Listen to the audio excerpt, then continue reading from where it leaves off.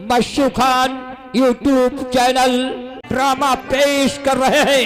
संगीत मुकद्दर के हालात और बुड्ढा को बनवारी हाथ और तेरी बाहों में जीना है,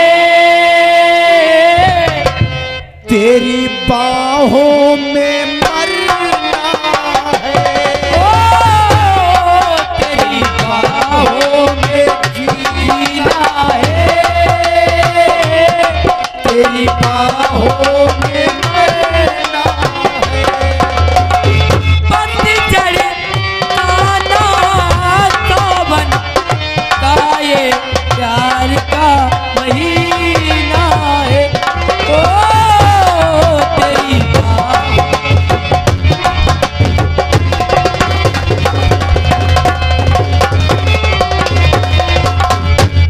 सर्वप्रथम सीन में कुशेरे गांव के जमींदार सरपंच लखपत वर्मा अपनी हवेली की चौपाल पे उपस्थित होते हैं। देखिए अपने नौकर से अपने बेटा विश्वनाथ के विषय में क्या बातचीत करते हैं। बुलाइए, फरमाइए। पेश होते हैं जमींदार सरपंच लखपत।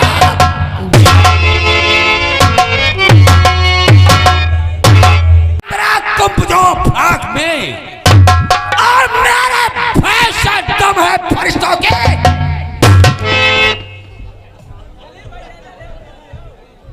ज़ेर करके उसको छोड़ा, ज़ेर करके उसको छोड़ा। चढ़ गई जिस पर निगाह, सर झुकाते हुक्म से कौन जहां क्या।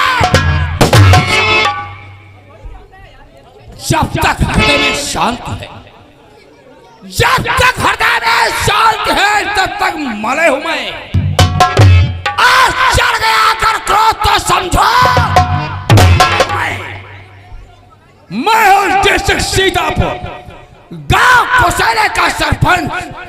मेरा ही नाम लखपत और एक हमारा बेटा है जिसका नाम विश्वनाथ जो कि इस गांव कुशेरे का मौजूदा प्रधान है। अगर हम दोनों के आगे कोई भी इंसान गांव कुशेरा के अंदर नजर में नजर मिलाकर के बात करने की जरूरत करता है तो उससे मौत के घाट। मगर चौपाल में आइए काफी देर हो गई, अभी तक नौकर नजर नहीं आया। पहले नौकर को आवाज लगाते हैं, बात तो जरूरी। नौकर सरपंच जी नहीं देखा आपने मेरी शान को। शाबाश। सरपंच जी आपने नहीं देखा मेरी शान को। आप जान तो पारा खड्डे में फांस लो लक्ष्मण चमार को। दरुहा दरुहा जो कच्ची पिया दो बड़ी समाज में चाहे जीते झगड़ा करवाई दो। नौकर अगर मैं उससे पक्की पिला दूं तो पक्की पिया दो, चाहे जी की खोपड़ी फरवाई दो। और उससे अगर मैं इंग्लिश पिला दूं तो अबे को नहीं दो दो मूड कटवाई ले, चापा नहीं मूड कटवाई। अगर मुंह से आवाज निकली तो सारे के इतने छूते मारूंगा कि सर में एक भी बाल नहीं बचेगा। नौकर फिर तो लक्ष्मण चमार बहुत ही काम का आदमी है। आओ का ऐसे इंसान को अपने अंडर में रखा करो। अपने अंडन पर रखिबा। क्या मुर्गी हो क्या? आप कहते हैं अंडर का मतलब है, समझता है? नहीं जाने। हमारे कहने का मतलब है हाँ कि ऐसे इंसान को अपने कब्जे में रखा करो। मतलब यह है कि जब भी जरूरत पड़ेगी तो हम तुझे भेज कर हाँ और उस लक्ष्मण को बुलवा देंगे। यह बारात लेकिन नौकर चौपाल में हमारे बैठने का इंतजाम क्या है? कुर्सी लगी। तो पहले कुर्सी को साफ करो।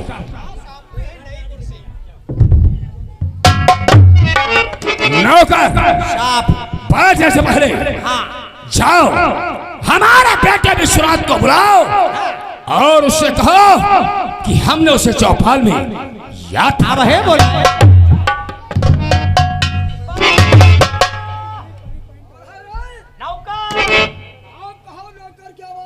आपको सरपंच कक्कू ऊंची गढ़ी की चौपाल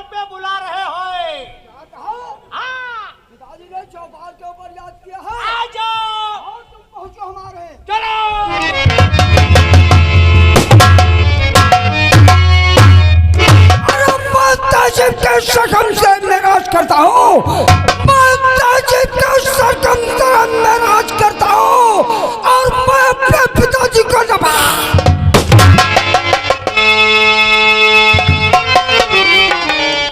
और हुई पिता और तकलीफ क्या और बुलवा ये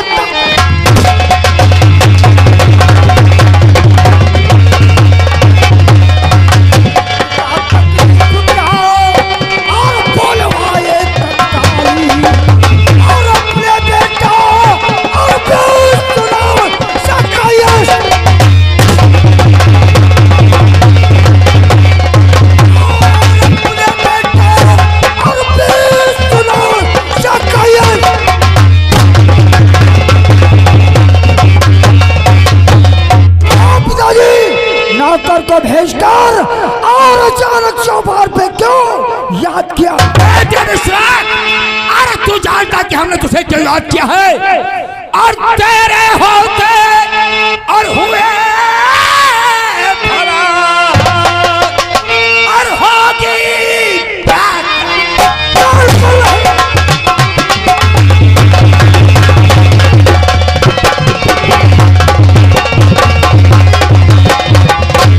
और तेरे होते हुए और होगी क्या तकलीफ और कहिए बेटा अरे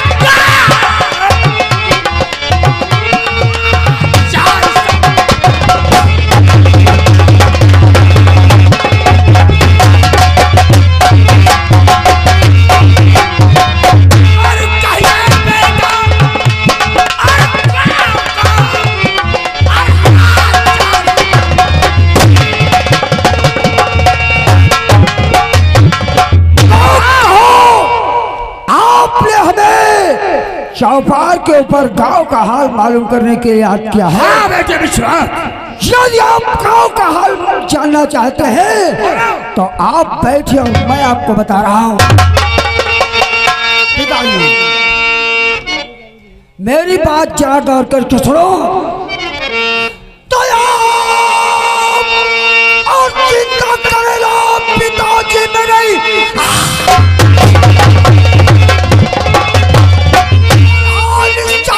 पिता ठीक है, किसकी हिम्मत मिला ये जो हमसे नजर गाँव में सारे फैला राज करते रहेगा।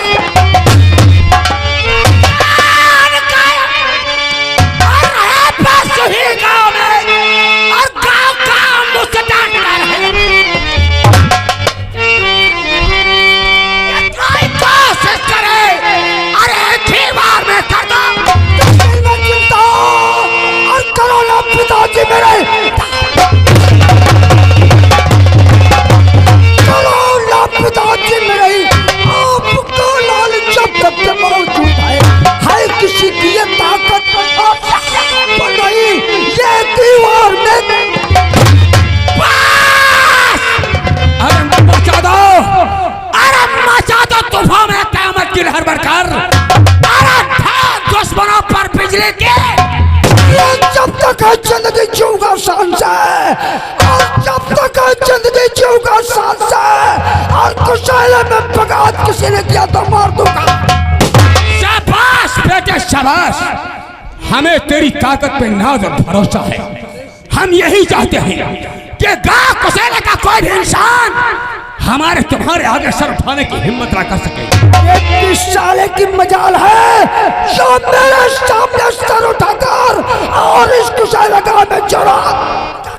शाबाश बेटे शाबाश, जब तक हमारी तुम्हारी शान मौजूद है, अरे गांव के अंदर हमारा तुम्हारा खौफ लोगों के दिलों में यही बसा रहे। जब तक इस कुशैले गांव का प्रधान रहूंगा और तब तक कुशैले गांव के लोगों पर ऐसा है हमारा।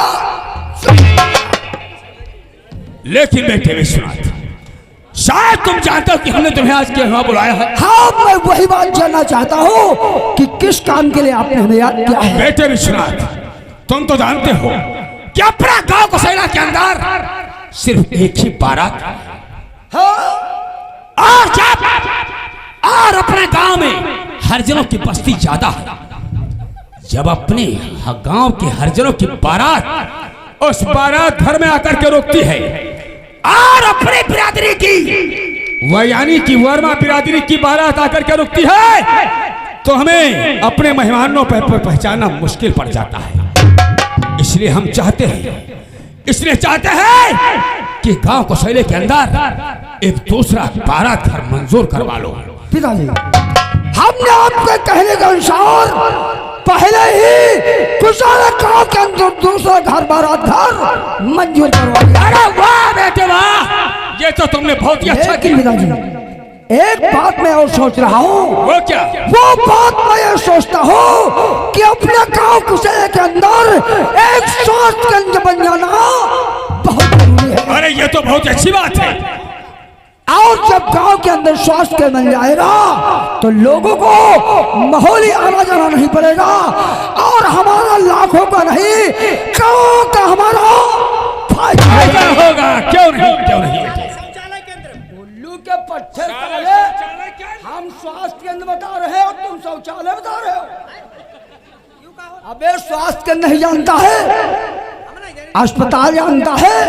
अच्छा जी, मां लौंडिया लौड़िया पैदा के है। अरे सारे हर एक इलाज उस अस्पताल के अंदर होता है। अच्छा, हम कहीं शौचालय इसलिए चाहता हूँ कि एक गांव में जो स्वास्थ्य केंद्र मंजूर करवा लिया जाए तो लोगों को परेशानी भी दूर हो जाएगी और हमारा लाखों का नहीं गांव का हमारा फायदा भी हो जाएगा। बिल्कुल सही कहा बेटे। प्रधान भैया, आइए को हगना केंद्र पास करवाइए। अरे उल्लू के पट्टे शौचालय तो बना हुआ है ना, वो छोटा है। बर्तिया होते हमारा ठौरे खेत है, बर्तिया सार सब ख्याते भागे कुरई देते हैं। अच्छा, तुम्हें क्या परेशानी हो रही है? ठीक है, तो एक दूसरा शौचालय भी मैं बनवा दूंगा। लेकिन मैं सोचता हूँ कि उस बारात घर का नक्शा बनवा के और बारात घर का जो कार्य है वो शुरू कर दिया जाए। क्यों नहीं?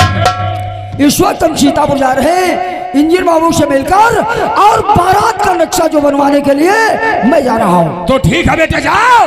हम जब तक ये तुम नक्शा बनवा करके आओगे हम तुम्हारे आने का इंतजार करेंगे। ठीक है भैया जी।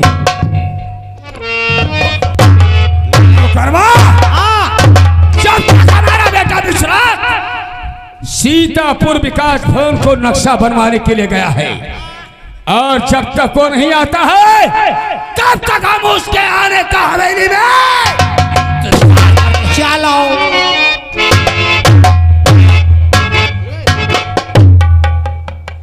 हमार खेत ठौरा है स्कूल के बर्तिया सर छोला भटूरा खाए के मारी मुँह में हम उलझी दे दिखा तमाम दुआसर बन जाए। अब ठीक रही।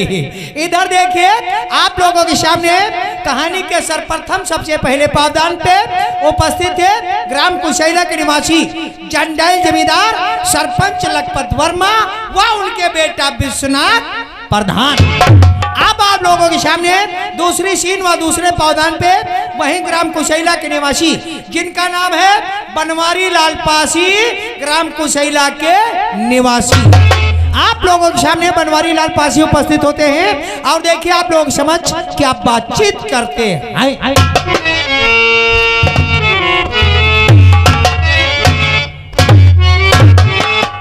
राम राम पंचो, हमारे नाम बनवारी लाल है। हम गांव कोसैला में रहे थे। हमारा छोटा परिवार, हम और हमारा छोटा भाई विष्णु और हमारी धर्मपत्नी का नाम लाजवती है, लेकिन बड़े प्यार के साथ हम उसे लज्जो लज्जो के नाम से पुकारा करते हैं। हमारे दोनों भाइयों के बीच में सिर्फ 2 बीघे जमीन है। हमारे वहां के सरपंच लखपत वर्मा और उनके बेटा प्रधान जी विश्वनाथ, मैं उनके वहां राजगिरी का काम करते रही थे, लेकिन थोड़ा सा समय सुबह उठकर हम अपनी खेती किसानी में जरूर दी थे, क्योंकि किसान भाइयों ये जो धरती है ना ये हमारी माँ है और इसी से तो हमारा भरण पोषण होता है। इसलिए हमें इतनी मेहनत करनी चाहिए। तुम जितनी मेहनत करोगे उतना ही फल तुम्हें प्राप्त होगा। इसलिए मेरा कहना है और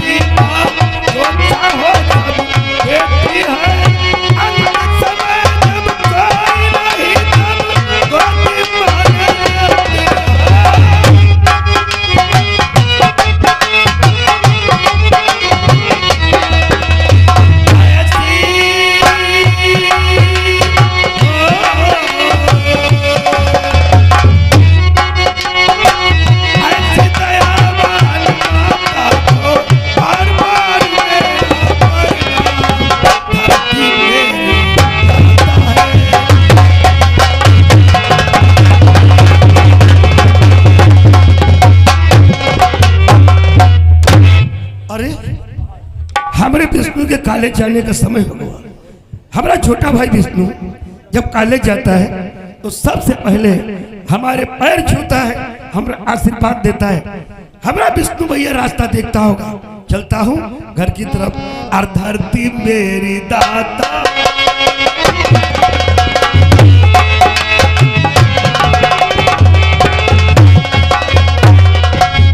हाँ दोस्तों, इधर देखिए, बनवारी लाल अपने खेतों से काम करके अपने घर वापस जा रहे हैं। बनवारी लाल की आप लोगों के सामने एक पत्नी आ रही है जिनका नाम है लाजवती। अब लाजवती आती हैं और देखिए अपने घर परिवार के विषय में आप लोगों के समक्ष क्या बातचीत करती हैं।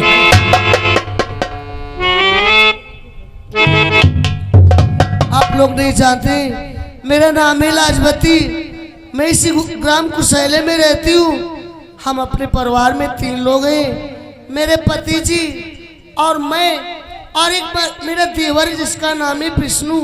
मैं उसे अपना देवर नहीं बल्कि अपना बेटा मानती हूँ। लेकिन मेरे स्वामी जी खेतों की तरफ गए थे, अभी भी नहीं आए। ठीक है, इंतजार करती हूँ, आते होंगे।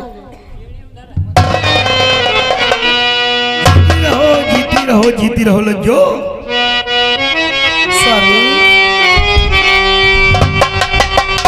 मेहनत करके आएंगे स्वामी अपने।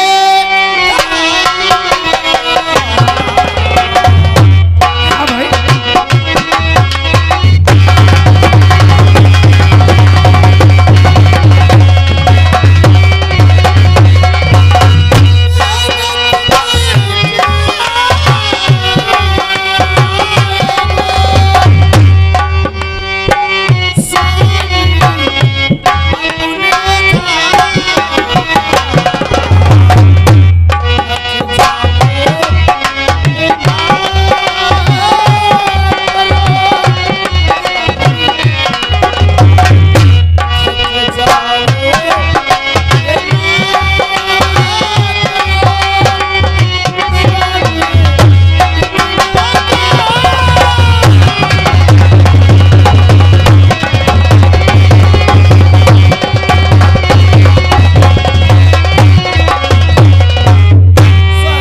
भोली हो लज्जो तू। आप तो इतनी मेहनत करते, कुछ कहने की बात ही नहीं। लज्जो, क्या है?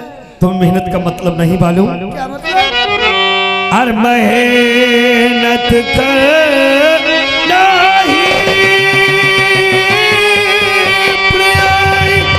और अच्छी बनेगा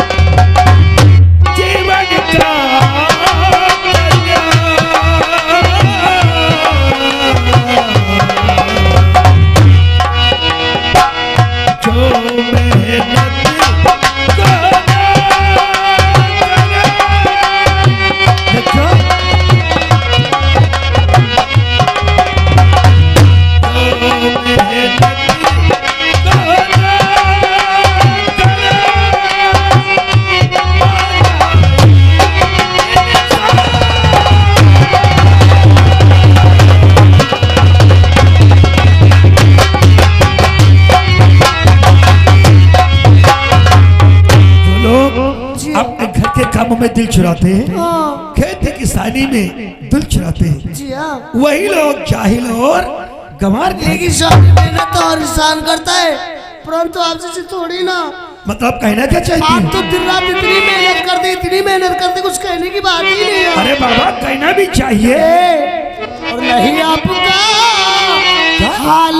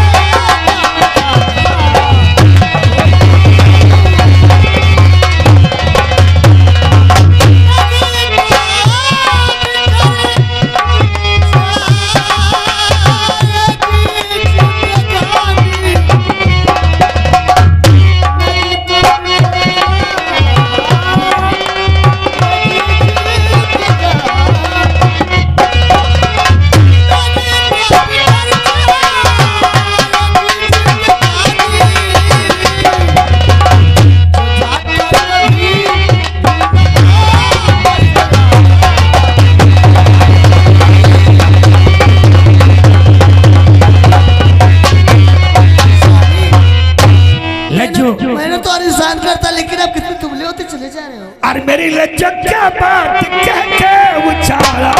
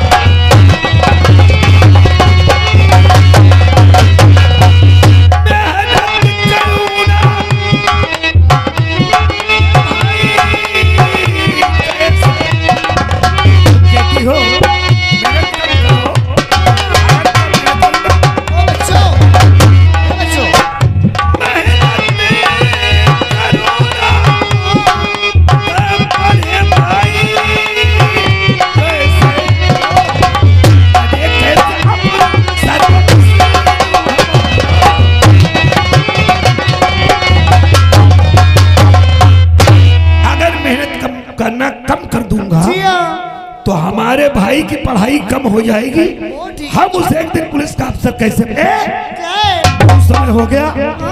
मेरे ख्याल से भी विष्णु कॉलेज गया नहीं। स्वामी विष्णु कॉलेज जाने के लिए तैयार होकर तैयार हो रहा था। जी हाँ। अरे कोई जाने का समय देर हो गया बाबा, कहीं खाना पीना में देर तुमने नहीं किया? नहीं, मैंने सुबह उठा दिया था, आ रहे होंगे।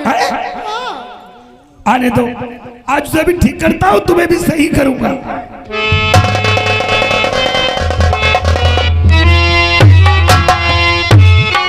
भैया नमस्ते।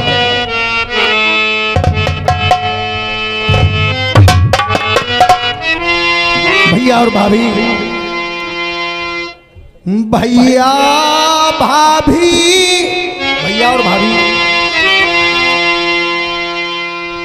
भैया भाभी के चरण में और भात झुकाए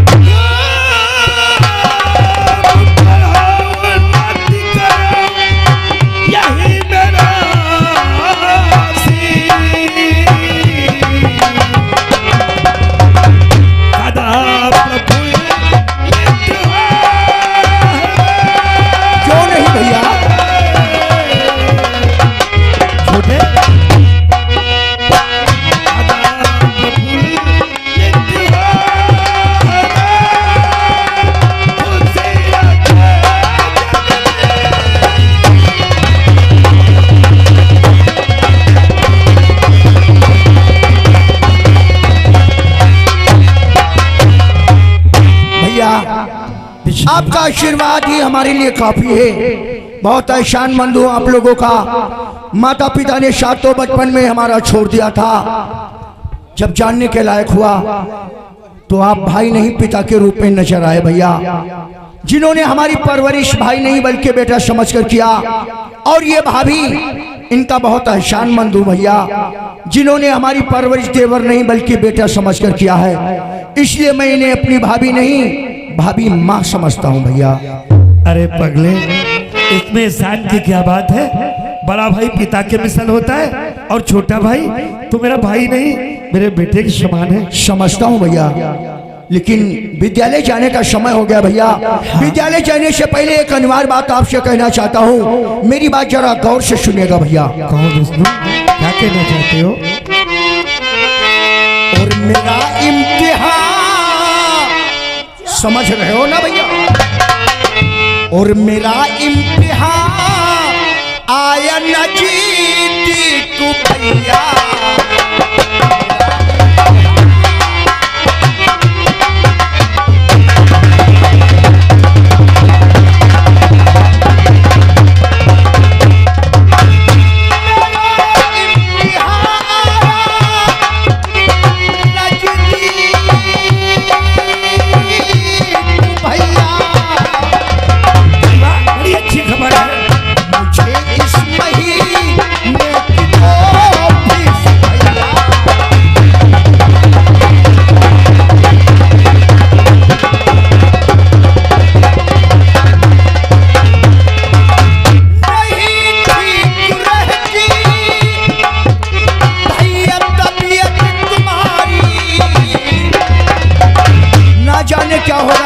होते चले जा रहे हो। जब भी मैं तुम्हें देखता हूं तो चिंता से बनी रहती है भैया। नहीं ठीक रहती भैया तबीयत तुम्हारी, जरा अपने से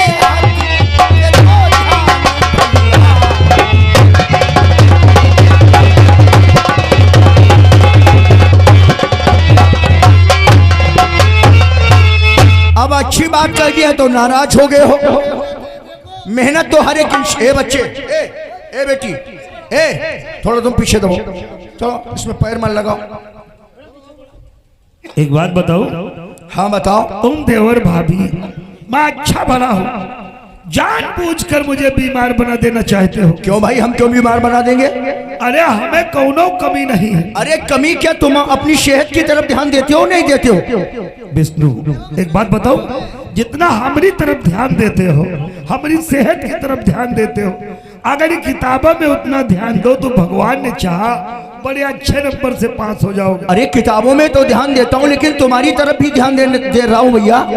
अच्छा देखता हूँ कि इंसान मेहनत करता है, लेकिन जितनी मेहनत आप करते हैं इतनी मेहनत कोई नहीं करता है। सुबह देखता हूँ जैसे आंखें खुलती हैं, फौरन कंधे पर फावड़ा रखकर खेतों की तरफ चले जाते हो, और खेतों से जब वापस आते हो तो सरपंच जी के वहां राजगिरी का काम करने जाते हो। थोड़ा कम मेहनत किया करो, अपनी सेहत की तरफ ख्याल करो। अगर बकवास बंद करो, हम कुछ सुनना नहीं चाहते। तुम देवर भाभी यही चाहते हो मैं मेहनत कम करूं, दुबला हूं। एक बात ये बताओ। अच्छा ठीक है, नहीं कुछ बता रहा था कुछ फीस के पैसे। हाँ भैया, हमें फीस के पैसे चाहिए क्योंकि हमारे इम्तिहान बहुत नजदीक आ गए हैं, इसलिए फीस के पैसे चाहिए भैया। तो भैया कब तक फीस जमा हो जाए? कल तक हमारी फीस जमा हो जानी चाहिए भैया। कितने पैसों का? ज्यादा पैसे नहीं चाहिए, इस महीने की फीस और इम्तिहानी फीस मिलाकर पूरे 500 रुपए चाहिए। क्या बात है भैया, 500 रुपए का नाम सुनकर एकदम आप खामोश हो गए? नहीं, मैं कुछ सोच में पड़ गया हूँ। किस सोच में? इस सोच में तुम विष्णु कई बार कह चुके हो कि गुरुजी कहते हैं सबके गार्जियन आते हैं और तुम्हारे घर से कोई नहीं आता है। तो मैं सोचता हूँ अगर इस बार अपने हाथों से फीस जमा कर दूँ तो। अरे तब तो बहुत अच्छी बात है, हमारे गुरुजी भी खुश हो जाएंगे कि आज विष्णु का भाई बनवारी फीस जमा करने के लिए आए। लेकिन भैया याद रखना, हाँ कल तक हमारी फीस जमा हो जानी चाहिए। अगर कल हमारी फीस जमा नहीं हुई तो गुरुजी कह रहे थे कि अगर फीस नहीं जमा हुई तो कॉलेज से हमारा नाम कट जाएगा और हमारा कान पकड़ करके हमें विद्यालय से बाहर निकाल देगा। नहीं विष्णु नहीं, हमने आज तक मेहनत मजदूरी करके पढ़ाया है, तो मैं नहीं चाहता मेरे भाई का कोई कान पकड़कर कॉलेज से निकाल दे, कोई हाथ पकड़कर समाज से निकाल दे। हम वादा करते हैं हम कल तक फीस जरूर जमा कर देंगे। ठीक है भैया, मैं विद्यालय जा रहा हूँ और आपकी दी हुई नसीहत हमेशा याद रखूंगा, हमेशा नेक रास्ते पर ही चलूंगा भैया। भैया भैया